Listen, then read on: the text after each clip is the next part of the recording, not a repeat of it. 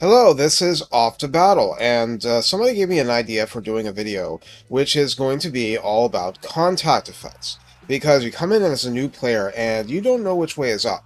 And I thought this was a great idea, so I would just go into recording it kind of like a reaction video. So I'm going to go over the list of contact effects that's on the wiki, and that means that you can totally look this up and see it for yourself. So I'll go through this, and here's the thing. It's a big game. My whole defining principle is nobody can know everything offhand. So you can need help, you can need a reference, you can need to look stuff up, but that's what YouTube videos are for, right? Or they should be. Which is why I have all sorts of videos on different stuff. So we go with the contact effects in alphabetical order. Awakening of the Wood, this speed minus 45%. Now that is the spell. So that is Lore of Life. Awakening of the Wood, it's a great spell overall, and it does for 12 seconds also slow your enemies, which is nice. Now, I didn't realize until looking at this that Blinded that there's actually a new version that's just Ulrika. That's going to be the second one. The first one is the general one. Hammer of Gork, the Rock Lubber Regiment of Renown, will inflict this. Melee attack minus 24, melee defense minus 24, accuracy minus 30 for 10 seconds. Now, of course, what I just said is that the Hammer of Gork, a Goblin Rock Lobber, will inflict this, but the Rock Lobber has a reload time that's greatly in excess of 10 seconds, so something else would love to inflict this and keep it inflicted. But you would also see it from, let's say, the Bastiladon solar engine, with those beams of light that they can fire, like big, gigantic sun lasers. When Ulrika activates this ability that works with her bow, what she's inflicting is for 26 seconds, melee attack minus 24, melee defense minus 24, missile block chance minus 26. So that's like a shield breaker attribute, and speed minus 50%. Really strong stuff, but that's just Ulrika. So the legendary hero who can be recruited for Empire Dwarfs and Kislev. Burnt, leadership minus 8, 10 seconds. This is often used for artillery, like with Chaos Dwarf artillery. There's different ones that have different leadership debuffs, but the point is that you're already getting a leadership debuff while things are being shot with artillery, because that's demoralizing. So anything that's on top of that just makes those units extra vulnerable to routing or crumbling if undead. Charmed. Now this is something usually seen on, let's say, Sirens in the Vampire Coast, or the legendary lord thereof, Silostra. So melee attack minus 8. So that's a debuff to the enemy's chance to hit you, or your friend standing next to you. Contaminated is another leadership minus 10 debuff. So that's great if you're the one inflicting it. Cloud of Erosion. This is one that I have not used myself. Armor minus 15 and destroys ammunition. That's nasty. Contagious Lethargy. Speed minus 80%, charge speed minus 80%. Now the reason something like this uses this kind of stat is purely because that they want to be extra sure to indicate that just because you're charging doesn't mean that you ignore a debuff to normal speed. And, most things that are debuffing speed are going to be debuffing charge speed, but, sometimes it's explicit like this, so you understand that those Empire Knights that are charging in, they're going to be charging in a lot slower now for 10 seconds. Corroded Armor, minus 30 to armor value. So that's a lot like Armor Sundering, so it's just basically by a different source.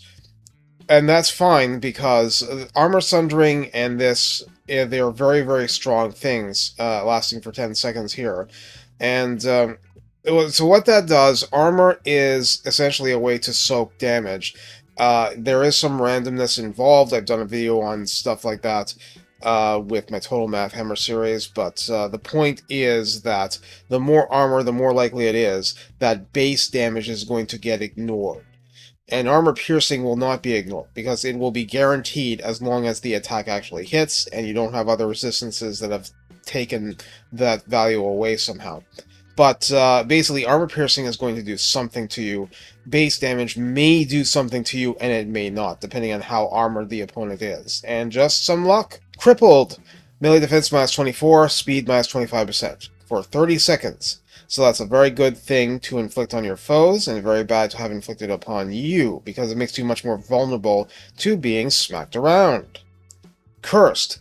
This is very much like the blinded one, except that it is a different duration. So melee defense minus 24, melee attack minus 24, accuracy minus 30, speed minus 25%, 21 seconds. The Nasty Curse. Now this is a byproduct of the Bad Moon, the Little Wog final area effect spell with this creepy moon going around the battlefield. So speed minus 25%, melee defense minus 24, which is probably the biggest impact, but armor minus 30 is also an impact. 22 seconds is definitely... I believe that if you overcast the spell, that even this actually lasts for longer. Dampen, I am normally seeing this with the scrap upgrades for Savage Orcs, and that's only under Wurzag. So it removes magical attacks, which is great for the greenskins because it means that their physical resistance means more. It also is spell resistance minus 20%. Now, this is one of those cases where resistance doesn't go below 0. I'm pretty sure. But if you're fighting dwarfs, then you want their spell resistance to be reduced. So you reduce it by 20%, and then you hit them with the Foot of Gork. Negates magical weapons within the area. That just explains what it does. So it's for 10 seconds per application, but unlike the Hammer of Gork, if it's a melee unit, it's going to be hitting a lot faster than 10 seconds. Dark Blood Tainted.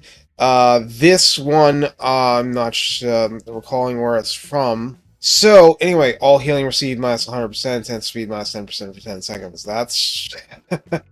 yeah. Well, if you're fighting a healing faction, that's really bad. Dazed, I know that some stuff like Taurox and Doom Bulls in general will inflict this. And they'll inflict it in melee, and they'll just smack you around. Melee defense minus 10, speed minus 25%. So in other words, it's great for just continuing to bonk around an enemy lord until it's dead. And that's exactly what Taurox wants, and so on and so forth. Discourage, leadership minus 16 for 10 seconds.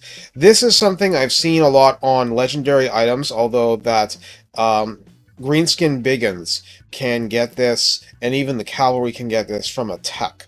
So that's a tech tree research thing.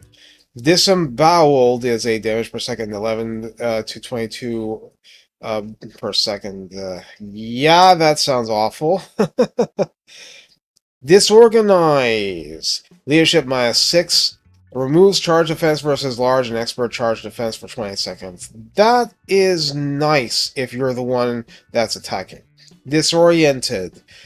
Speed minus 30%, melee defense minus 4, melee attack minus 6 for 22 seconds. Good, but relatively minor except for the speed. The speed is actually very significant, so that's interesting. Disrupted, physical resistance minus 10% and silenced. How to get a cough drop there. Disrupted, physical resistance minus 10%, silenced, 10 seconds. I'm pretty sure that's Luther Harkon. So, the thing about Harkon is, if you haven't messed with him, like, he starts as crazy, not stupid. Well, he stays crazy and mostly not stupid. But the point is that he starts with a broken mind, so part of his whole thing is that he becomes an anti-magical monster sort of thing. But the thing is that once you actually heal his mind over the course of the actual campaign, he still has this. So he still silences enemies, and he can silence them not just by whacking them with a sword or a terrorgeist.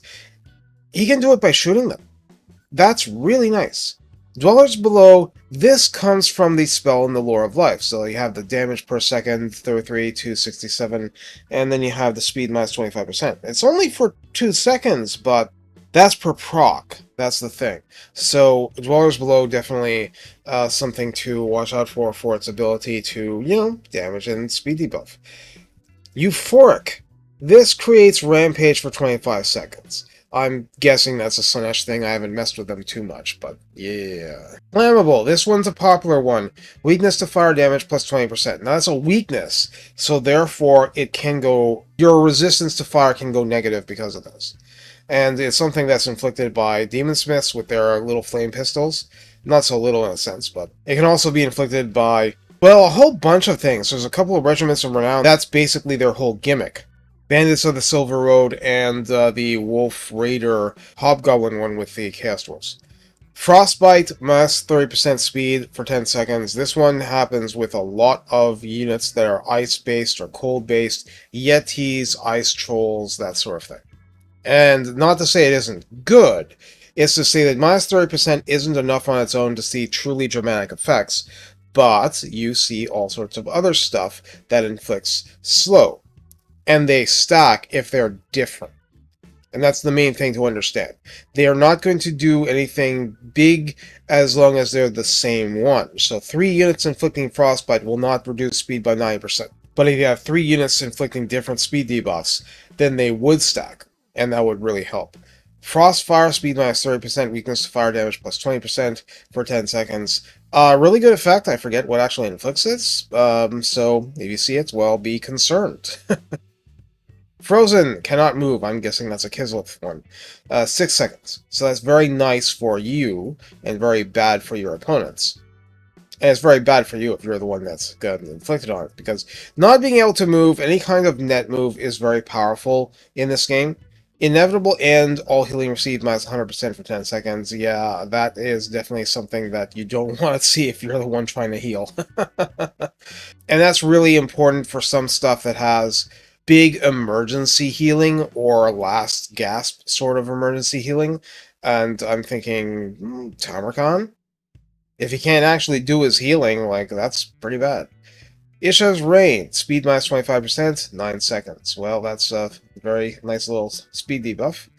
Kraken's Pull, that's definitely the Lore of the Deep spell, speed minus 45%, 10 seconds.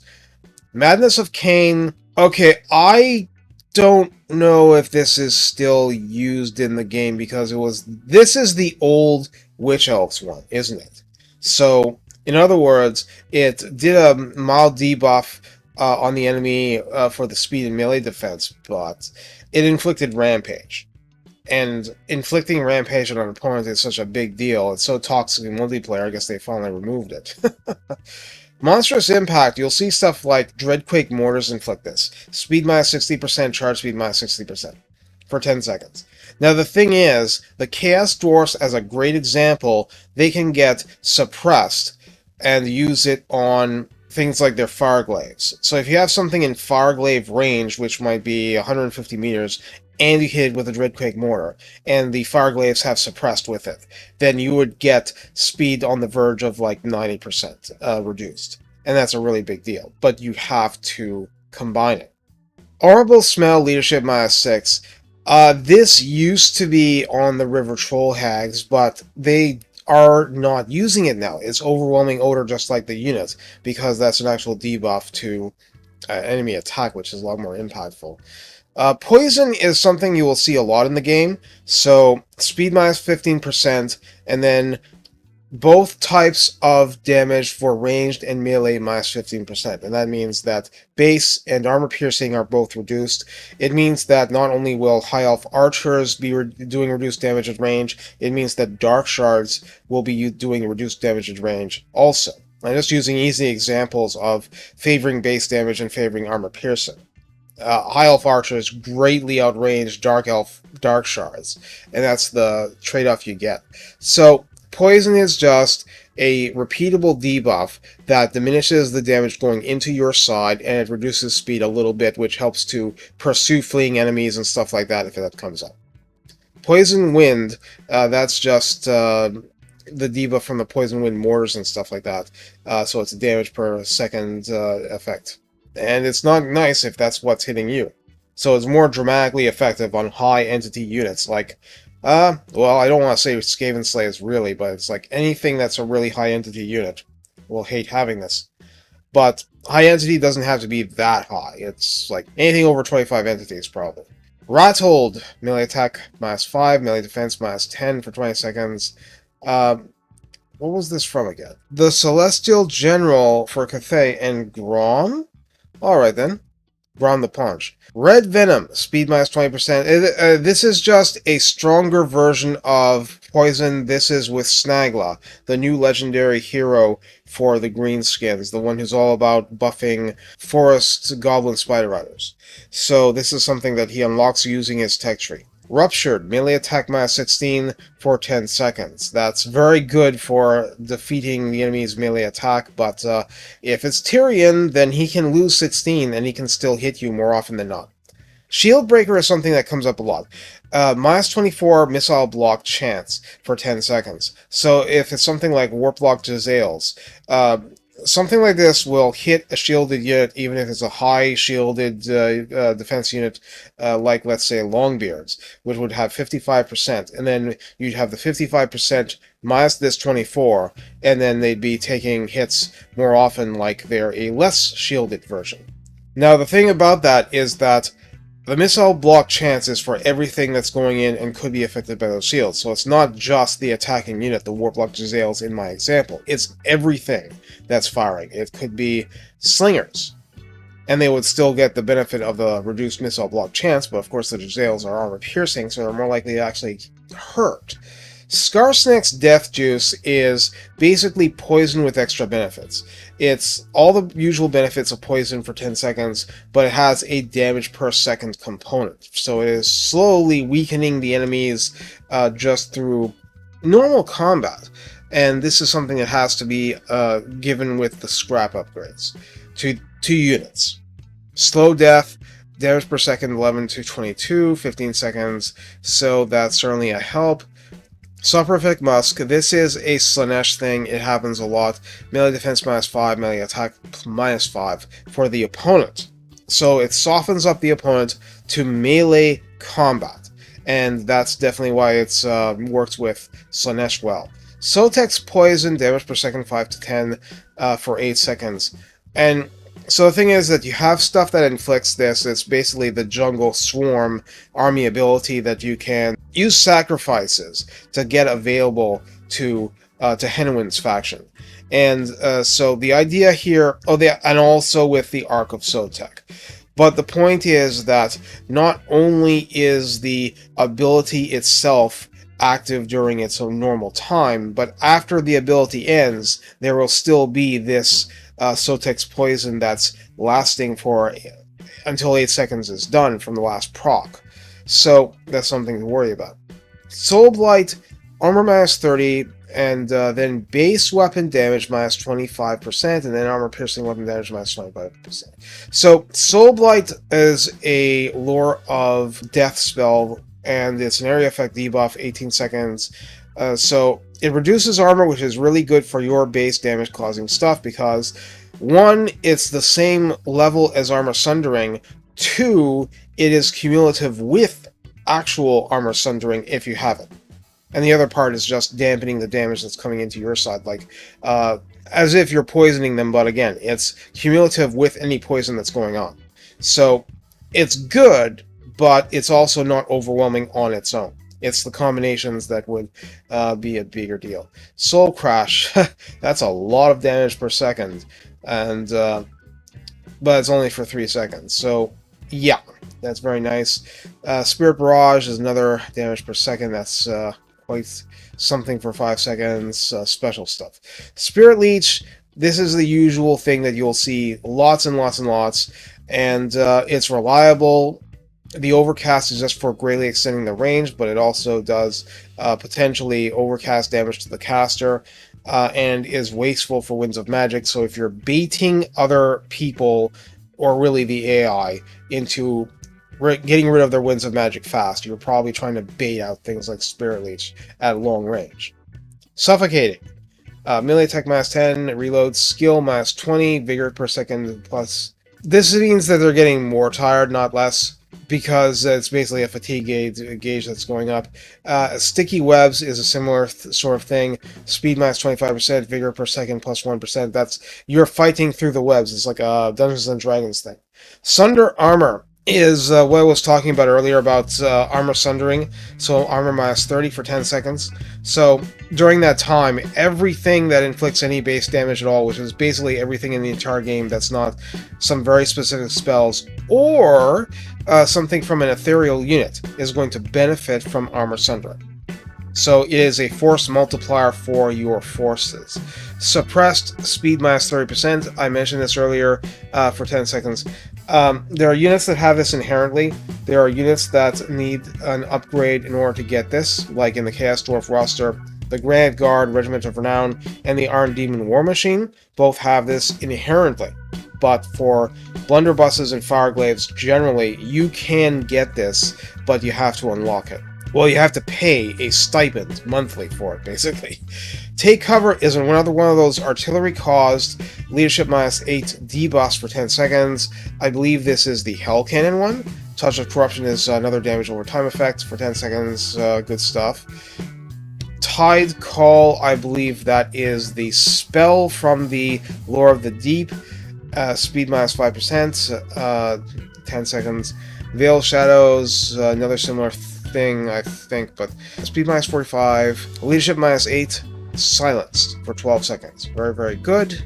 Warflame, this is a very common Tzeentch debuff that's inflicted by their units. Weakness to fire damage plus 10%, armor minus 10 for 10 seconds. Now, what this means is that something that's attacked by one of their flamers, like the flamers per se, the exalted flamers of Tzeentch, they become weaker to everything that's chucking flames, like all your blue horrors, all your pink horrors, all your exalted pink horrors, up to and including any spells from the lore of Tzeentch that's inflicting fire. So it basically combos with itself in the sense that the attacks inflicting Warflame are themselves fire. So this is going to benefit, but it's not going to actually deepen the debuff. But, of course, if you actually found a way to do extra weakness to fire damage while you're doing this, I mean, Tzeentch can recruit cultists with Lore of Fire, and they can have Kindle Flame. So you can mess around. Weakened is base weapon damage minus 25%, armor piercing the same for 30 seconds. So Weakened is very, very good for extended, well, obviously weakening the opponent and the damage that they're putting out in melee. Weeping Blade, armor minus 50% for 35 seconds. This is Skaven, this is Eshin Triads, and Death Runners. And that's a crazy high amount of time. So you can inflict this and be long gone, and have other stuff taking advantage of this armor sundering. But the thing is that minus 50%, if the enemy only had 20 armor, then you're reducing it by like 10. If the enemy had 100 armor, like Swordmasters of Hoth or something, then they'd be reduced by 50. And it is cumulative with armor sundering, but I don't know about Skaven actually having regular armor sundering, or at least easily, so that's the problem. Taking advantage of this and really zeroing down a target with base damage, potentially useful, but it's the sort of thing that you really have to just practice it in-game and find your ways. Windstruck, so minus 40 to the regular speed stuff, and acceleration is just how fast you get to the maximum speed. So if something is at a standstill and then is trying to get to a charging speed, it's going to be much harder now for 30 seconds. Witch Broth is, it says a contact effect, but I'm not sure what it's doing here. Heal per second, I mean, it's giving healing to the unit, and it's giving fatigue debuff, and it's making the target immune to contact effects, so it won't be poisoned, it won't be windstruck, it won't get weeping bladed, etc., etc. Wounded Prey, minus 5 melee defense, and then the fatigue debuff here. So that's all very good. Zap, I'm pretty sure that's the Warp Lightning Thor artillery, so that increases cooldowns by 10 seconds. If it's not the artillery, then it's something very, very similar. So some things just increase cooldowns in this game. I've seen Drydshed do that a lot. If I'm saying that wrong, sorry. I haven't played that Malevolent Spirit. But anyway, the point is, these are the contact effects that you're going to be seeing up and down, left and right, throughout the course of Total War Warhammer 3. And there are some redundant ones here that have been basically shoved out because of patch changes. Like, I didn't actually see the overwhelming odor one. That's the River Troll one that reduces incoming melee attack by your enemies by, I think it's -6. With some caveats like that. The point is that there's lots and lots of ways to inflict stuff on your enemies, and the point is also that immunity to contact effects means that everything that I've talked about will no longer work. You can't do charmed, you can't do burnt, you can't do blinded, you can't do corroded armor, you can't do crippled, you can't do dampen, you can't do daze, you can't do disrupted, you can't do frostbite, you can't do you can't do Madness of Cain anyway because the rest of don't. You can't do monstrous impact. So stuff like that, and even just basic common poison won't work. So there are things that are immune to contact effects in the game naturally. Red-crested skinks have been made that way, and that goes up to the Lord's heroes, to Henwin himself. And I'm pretty sure that you have immunity with the caster heroes and lords with the Ogre Kingdoms. And besides that, a lot of stuff, some legendary lords are immune. I think there's a defeat trait for Epidemius that actually can provide it. And I think that lots of others you basically unlock through tech tree stuff or skills like that. So the point is that it percolates around in the game, but immunity to contact effects means all this stuff, you no longer have to worry about it for that particular unit. And that's very good. Also, Keepers of the Flame, Phoenix Guard, Regiment of Renown. I have that video coming up, so that was an issue. So they don't have to worry about getting poisoned or anything, which is very good for them. Very good. So, anyway, this has been Off to Battle, and I hope that this helps new players immensely, and if it doesn't, well, too bad. I did my best. I'm just kidding. Take care, everybody, and have fun out there.